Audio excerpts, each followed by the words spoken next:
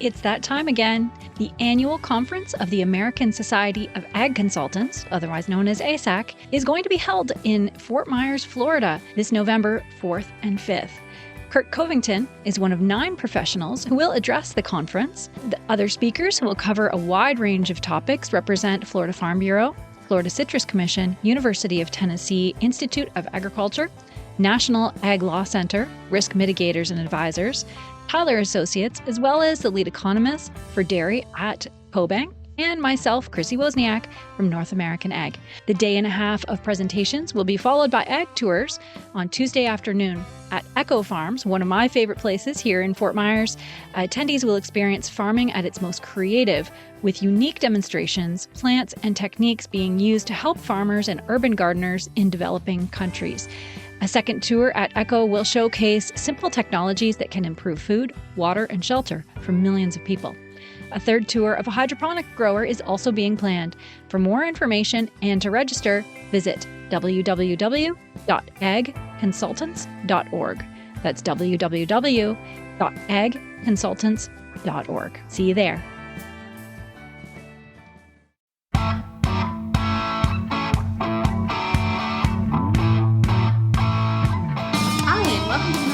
Spotlight. I'm Chrissy Wozniak. My guest today is a gentleman known by many in the industry for his management of the New York Farm Show, for his humor and wit. I also have to say he's one of the only well-known people in our industry that does not have a bio online anywhere. So I guess everybody just knows, or maybe I'll write one for you on NorthAmericanAg.com. We'll see. Today, I would like to welcome Scott Grigor of the New York Farm Show. Welcome, Scott. How are you doing today? Good morning. So can you tell me a bit about yourself and your background? Well, I came to New York about 37 years ago as a rep for a company called Allied Farm Equipment and went to work for the Equipment Dealers Association of the Northeast, and then started doing the farm show with them. And I got a city farm, about 150 acres. I play around some hogs and some grain, and that's about it. Very good. So how long has New York Farm Show been going on, and why did it start in the first place? The show's been going on for 37 years. We missed one last year like everybody else did, but the show started out with a magazine company called American Agriculturalist and the New York Equipment Dealers Association. And the show was put together on behalf of both of them. And that's how it has grown. And the American Agriculturalist magazine is owned by Farm Progress Company now.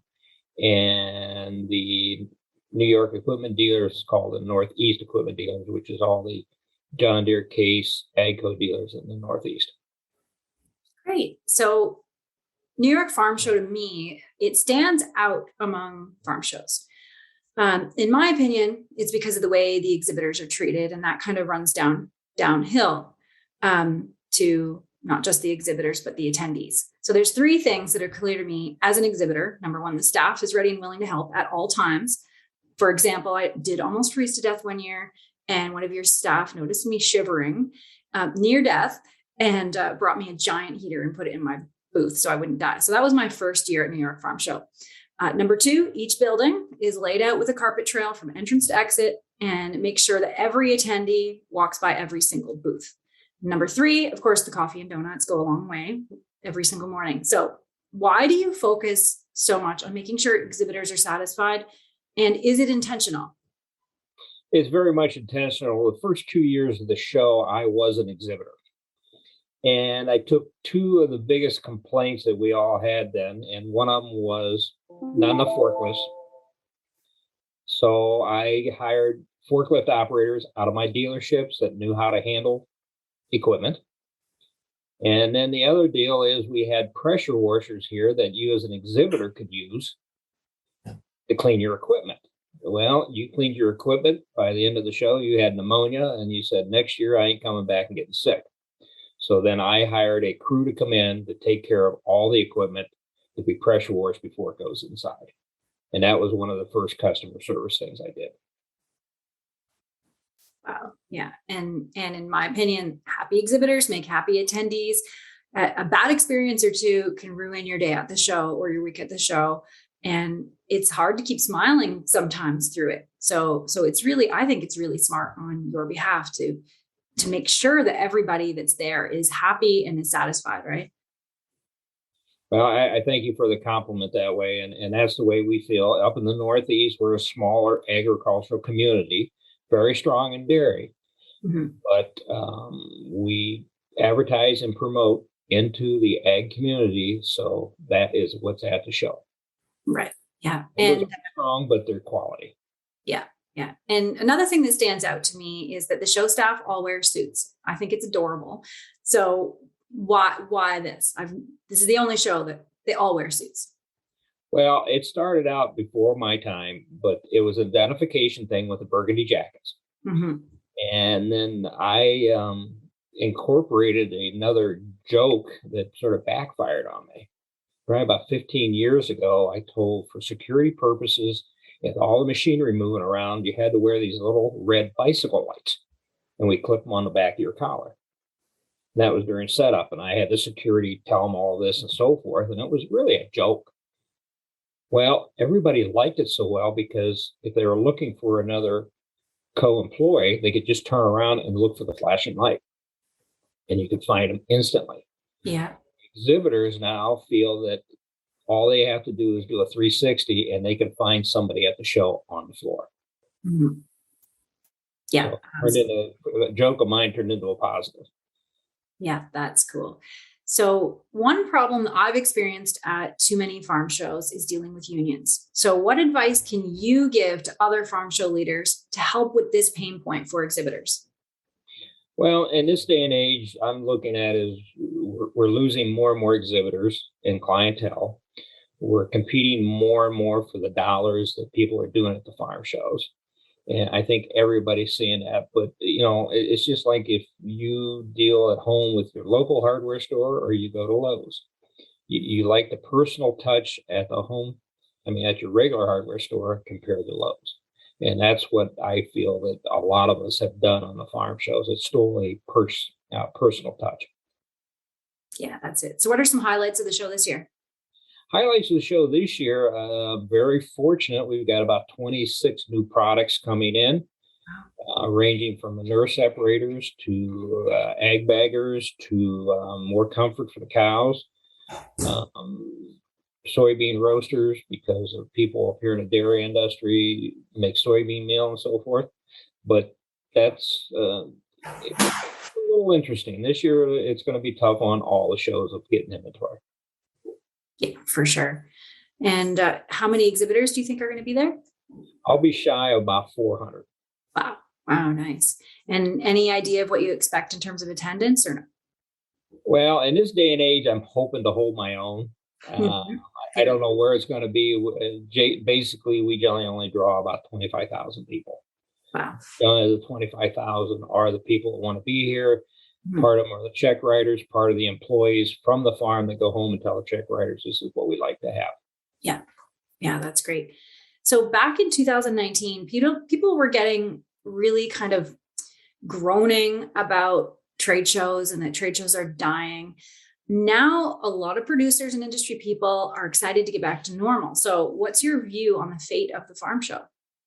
Well, the state of the farm show will change a little bit. I think they found out in the last 2 years, some of the media and digital ads aren't working like they're supposed to be happy.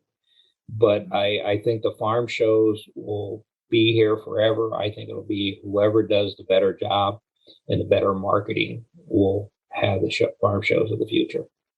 Yeah, I definitely agree. And you've got to get more creative as you go too, right?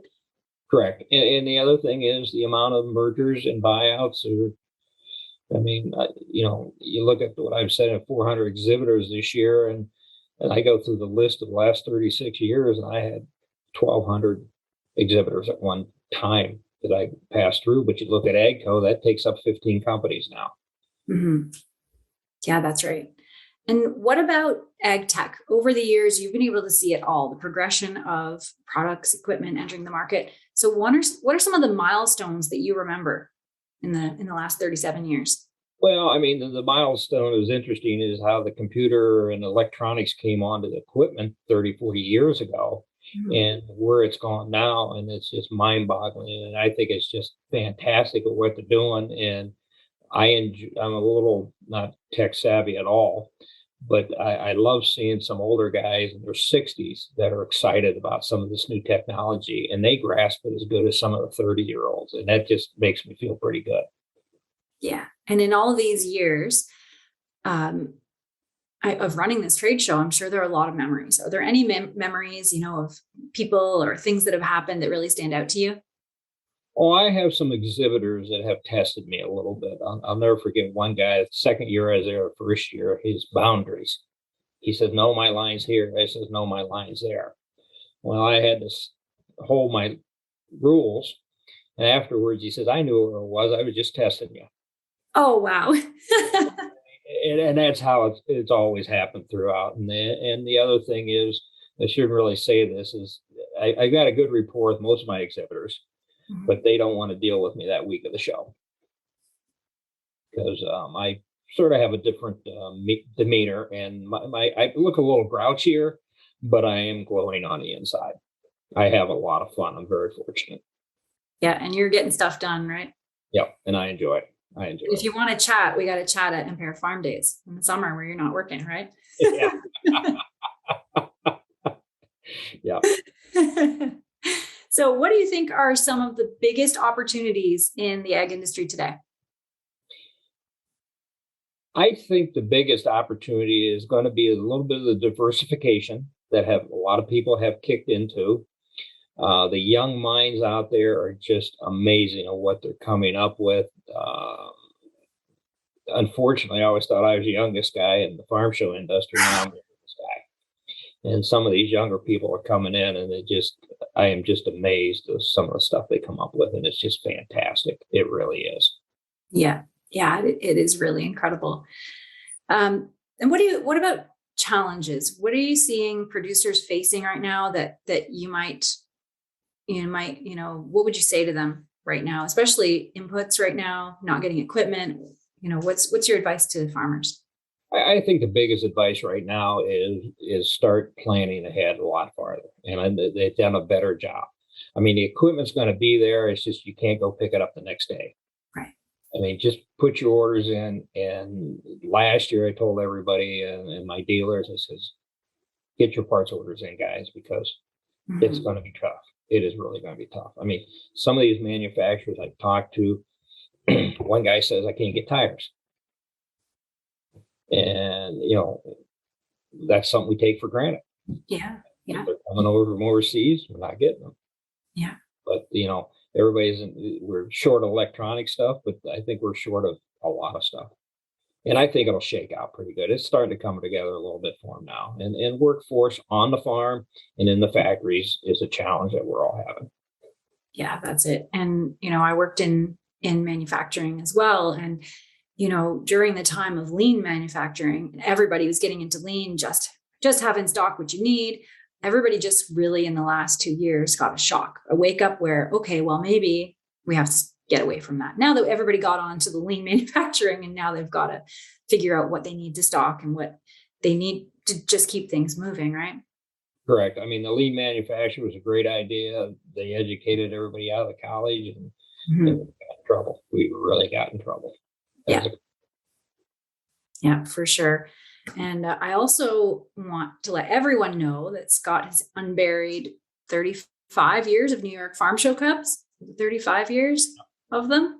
Yep. And I'm sure there's some people out there who have missed a few years and have a gap or two. I know I do. Well, those cups will be at the North American Ag booth in the dairy building at the show. So stop by the booth, show me that you've subscribed to North American Ag on Rumble, YouTube, Spotify, Apple, Amazon, Stitcher, or any other podcasting platform, and you can choose a cup from the collection. And also, we'd love to have you tag New York Farm Show with a picture of the cup. That would be awesome. We'll also have draws going on each day at the booth, so make sure that you stop by. And then, Scott, I have one last question for you. So what gets you out of bed in the morning? What are you most passionate about? And why do you serve this great industry? Well, I grew up, my father was a veterinarian, always enjoyed farming, and I city farmed all my life, but I do enjoy my exhibitors. I really do. I enjoy the clientele, the farmers that come in. And it's, putting it together gives me my high every day of thinking about it and seeing people. That's probably what keeps me going. I get that. That's awesome. And so the people can, if they're interested, can go to NewYorkFarmShow.com, right? Is the website? Yeah. Yep. Okay. That's good. And we'll provide the links in the bio as well. Well, thank you so much for joining me. It was awesome to talk to you. And to everybody watching or listening, like I said, the links will be provided. And don't forget to subscribe to North American Egg Spotlight on YouTube, Rumble, Egg Fuse. The podcast is available on Apple, Spotify, Stitcher, Amazon, or wherever you listen to podcasts. And have a great day.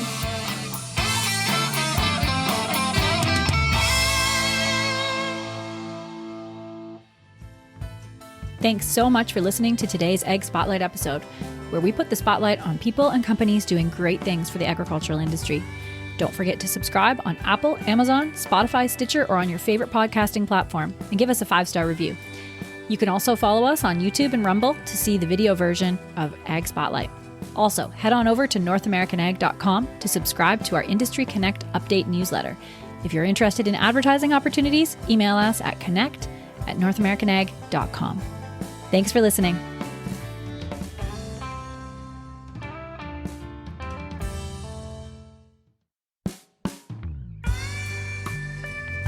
Our newest podcast by North American Ag is called What Color is Your Tractor? The stories behind the ag brands you love and the ag brands you love to hate. Hosted by me, Chrissy Wozniak. We take a deep dive into the companies that have built modern agriculture. Subscribe on your favorite podcasting platform. Go to whatcolorisyourtractor.com.